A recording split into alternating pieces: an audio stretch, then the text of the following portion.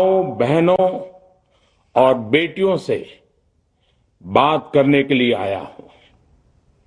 आज भारत का हर नागरिक देख रहा है कि कैसे भारत की नारी शक्ति की उड़ान को रोक दिया गया, उनके सपनों को बेरहमी से कुचल दिया गया। हमारे भरसक प्रयास के बावजूद हम सफल नहीं हो पाए। नारी शक्ति वंदन अधिनियम में संशोधन नहीं हो पाया और मैं इसके लिए सभी माताओं बहनों उनसे मैं क्षमा प्रार्थी हूं। साथियों, हमारे लिए देश हित सर्वोपरि है, लेकिन जब कुछ लोगों के लिए दल हित सब कुछ हो जाता है, दल हित देश हित से बड़ा हो जाता है, तो नारी शक्ति को, देश हित को इसका खामियाजा उठाना पड़ता है। इस बार भी यही हुआ है। कांग्रेस, डीएमके, टीएमसी और समाजवादी पार्टी जैसे दलों की स्वार्थी राजनीति का नुकसान देश की नारी शक्ति को उठाना पड़ा है। साथियों, कल देश की करोड़ों महिलाओं की नजर संसद पर थी। देश की नारी शक्ति देख रही थी। मुझे भी ये देखकर बहुत दुख हुआ कि जब ये नारी हित का प्रस्ताव गिरा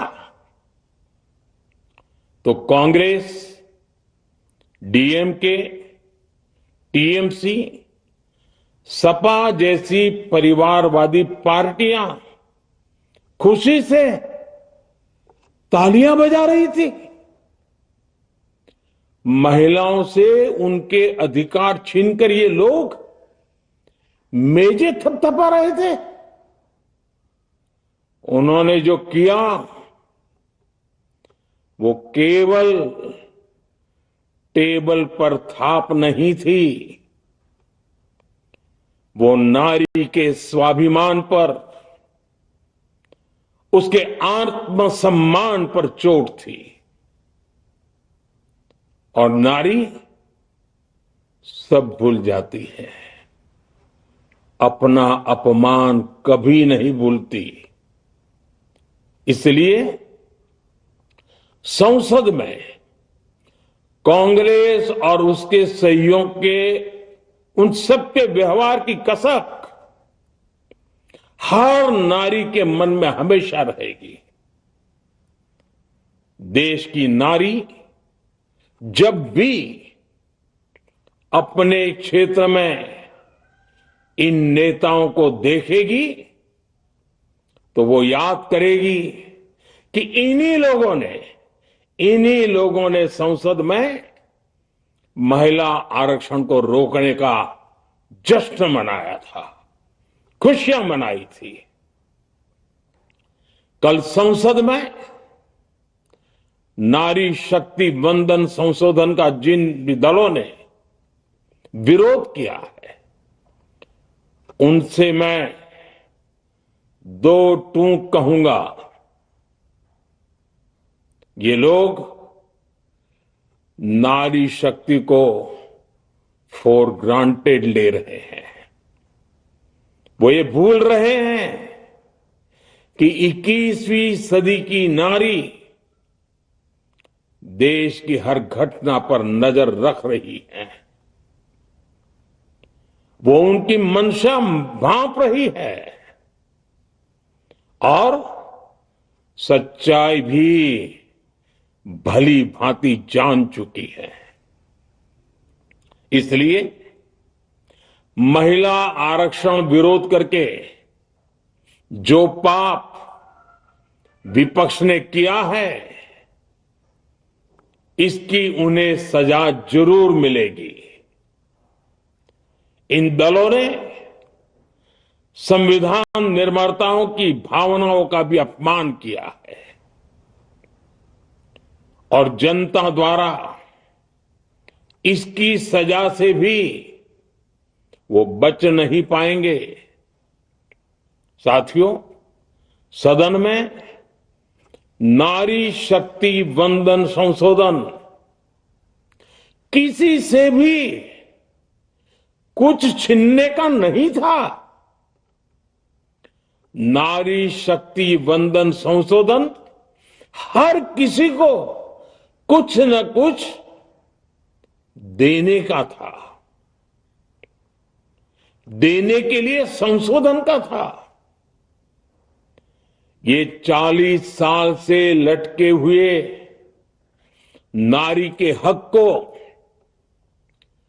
2029 के अगले लोकसभा चुनाव से उसका हक देने का संशोधन था। नारी शक्ति वंदन संशोधन 21वीं सदी के भारत की नारी को नए अवसर देने, नई उड़ान देने, उसके सामने से बाधाएं हटाने का महायज्ञ था। देश की 50% यानी आधी आबादी को उसका अधिकार देने का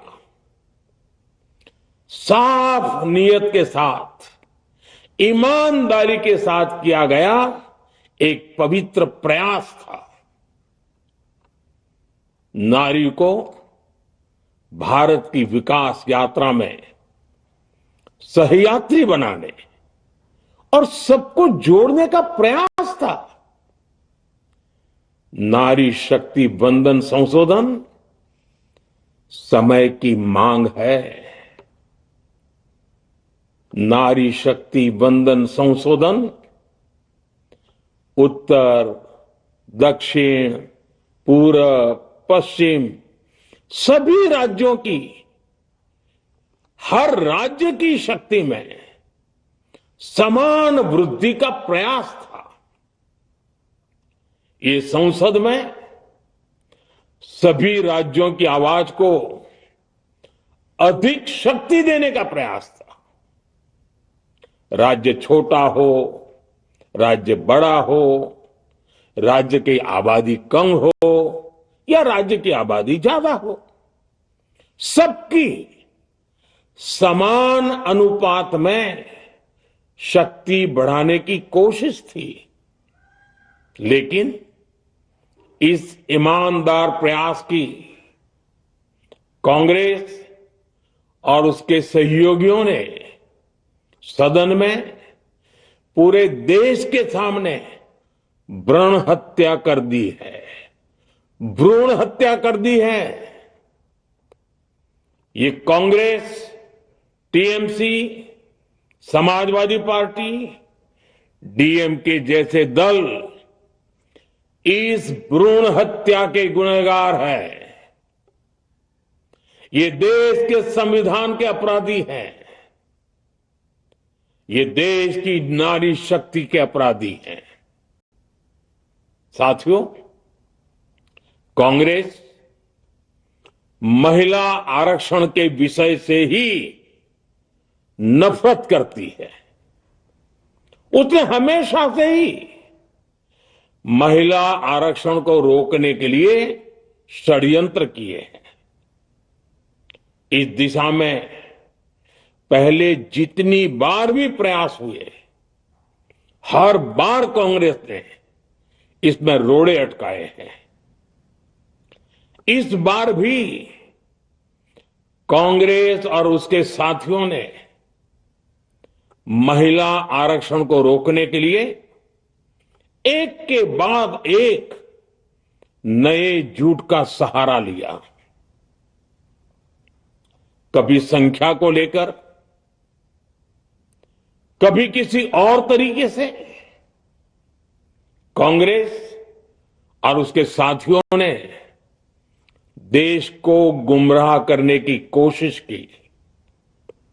ऐसा करके इन दलों ने भारत की नारी शक्ति के सामने अपना असली चेहरा सामने ला दिया है, अपना मुखौटा उतार दिया है।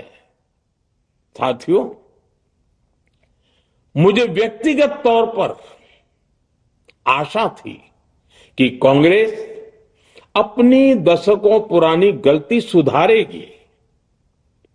कांग्रेस अपने पापों का प्रायश्चित करेगी। लेकिन कांग्रेस ने इतिहास रचने का, महिलाओं के पक्ष में खड़े होने का अवसर खो दिया। कांग्रेस खुद देश के अधिकांश हिस्सों में अपना वजूद खो चुकी है। कांग्रेस परजीवी की तरह क्षेत्रीय दलों की पीठ पर सवार होकर खुद को जिंदा रखे हुए है। लेकिन कांग्रेस ये भी नहीं चाहती कि क्षेत्रीय दलों की ताकत बढ़े। इसलिए कांग्रेस ने इस संशोधन का विरोध करवाकर अनेक क्षेत्रीय दलों के भविष्य को अंधकार में धकेलने का राजनीतिक षड्यंत्र किया है।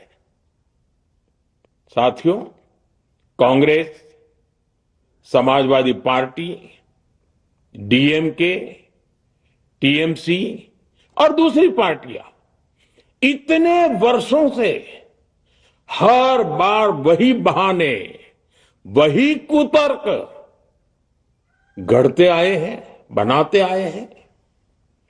कोई न कोई टेक्निकल पेंच फंसाकर ये महिलाओं के अधिकारों पर डाका डालते रहे हैं।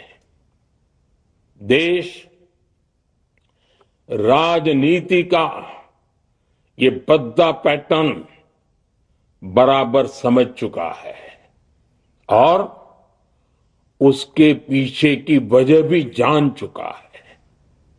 भाइयों बहनों, नारी शक्ति वंदन अधिनियम के विरोध की एक बड़ी वजह है इन परिवारवादी पार्टियों का डर।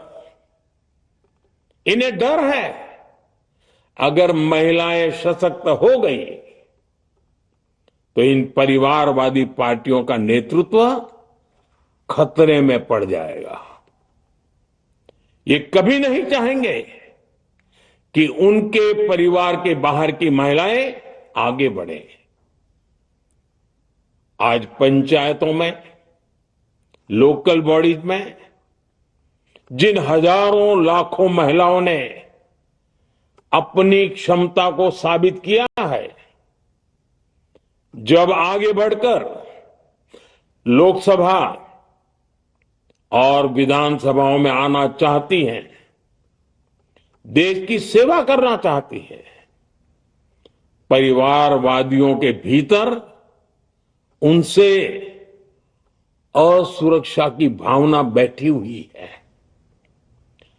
परिसीमन के बाद महिलाओं के लिए कहीं ज्यादा सीटें होगी, महिलाओं का कद बढ़ेगा। इसलिए इन लोगों ने नारी शक्ति वंदन संशोधन का विरोध किया है।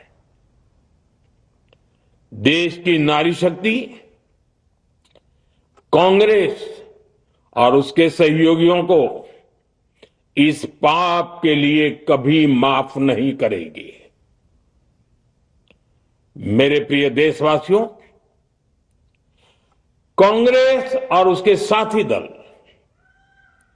डिलिमिटेशन पर